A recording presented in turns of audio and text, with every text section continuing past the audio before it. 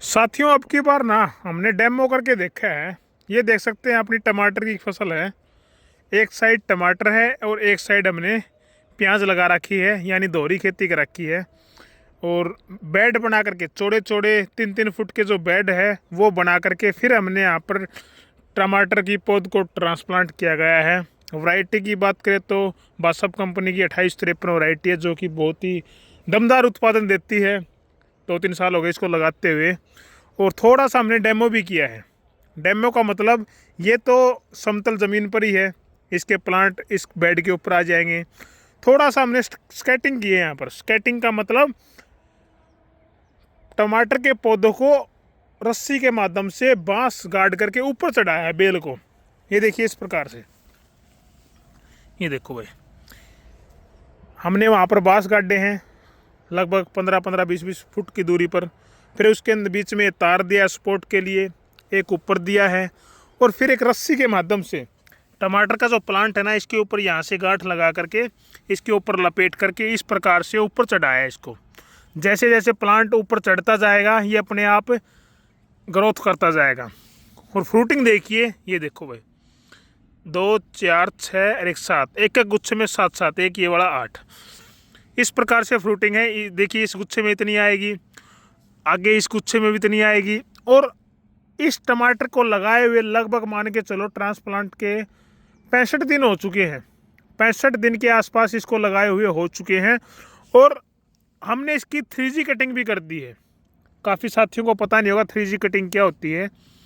जैसे प्लांट पर काफ़ी ब्रांचेज आती है, जैसे वहाँ पर हमने लगा रखे हैं, वे अलग अलग ब्रांचेज निकली हुई है।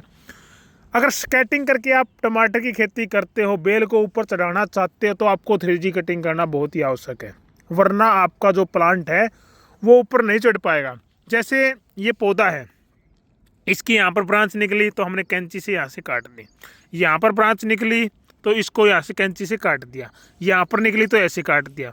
जितनी भी ब्रांच देखिए, इस प्लांट पर आपको कोई भी ब्रांच नहीं दिखेगी।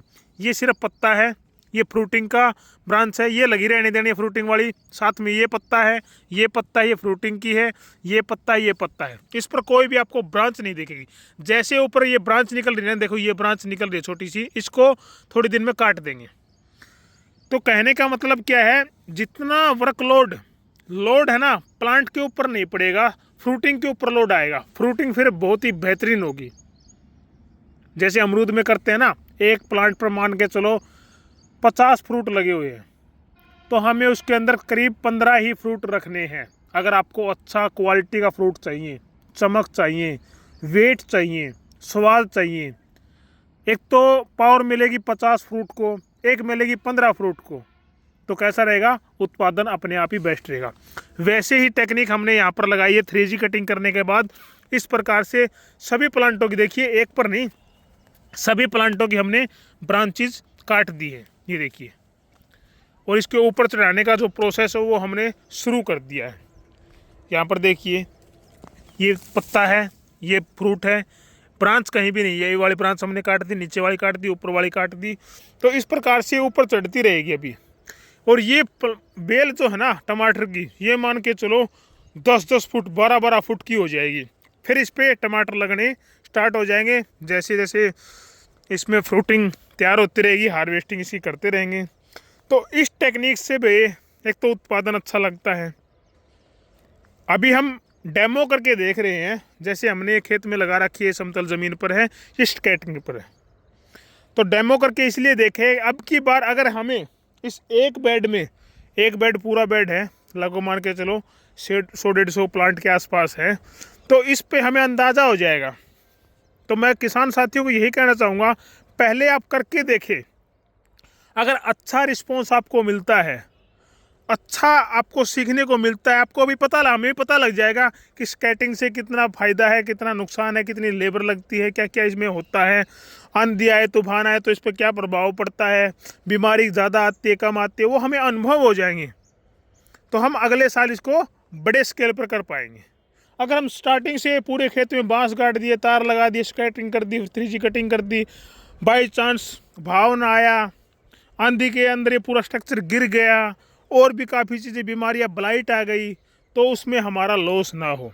काफ़ी किसान साथी करते क्या हैं, दूसरे के खेत में फार्म पर विजिट करके आते हैं, उन्होंने बढ़िया मैनेजमेंट किया हुआ है, अच्छी मेहनत की हुई है, उसी को देख करके अपने खेत में अप्लाई कर देते हैं। यानी दूसरी की थाली में घी ज़्यादा देख करके अपनी थाली में घी भरने की सोचते हैं, और वो घी खाने के लायक भी नहीं रहते, नुकसान में जाते हैं, लॉस में जाते हैं, टोटा में आ जाते हैं, कर्जवान हो जाते हैं। क्यों? क्योंकि पूरी प्रॉपर जानकारी उनको नहीं होता है, सिर्फ दूसरे की थाली में घी देख करके अपनी थाली भरने की सोचते हैं। तो ऐसा किसान साथी बिल्कुल भी ना करें। पहले डेमो करके देखें। हमने जैसे लगभग 100 प्लांट पर डेमो करके देखा है हमारे ही खेत में। अगर ये सक्सेसफुल रहता है तो आगे हम इसको बड़े स्केल पर करने की सोचेंगे। ठीक है, तो साथियों, हमारा ये प्रोसेस आपको टेक्निक कैसी लगी, 3G कटिंग स्केटिंग वाला, तो कमेंट करके ज़रूर बताएं। कौन कौन साथी इस प्रकार से हाईटेक खेती करता है, कमेंट करके ज़रूर बताएं। जय जवान जय किसान।